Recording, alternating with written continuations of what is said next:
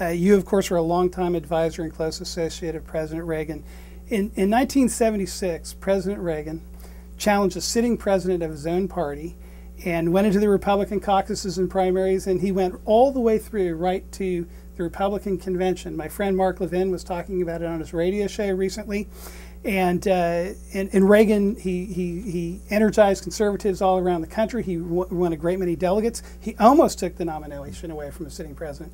There are some people saying now that Republicans ought to clear the field. They ought to get out of the way. There shouldn't be a vigorous debate inside the Republican Party, even though at this point there's only been one caucus and one primary. What's your view on that? Well, I think there should be a vigorous debate, but I think the debate ought to be on issues, on differences between the candidates on various issues, on differences in how they would act as president, on various program differences and what's going on now.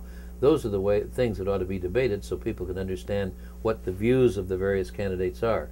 But it should not be a slugfest with personal attacks, with exaggerations of people's past conduct and those kinds of things which tend to harm them personally, which assassinate their character, those kinds of things. I think that's a big mistake, particularly when what they are doing really is abandoning what they ought to be doing, which is looking at the potential opponent, the sitting president, who has such a bad record, which deserves to be revealed to the American people.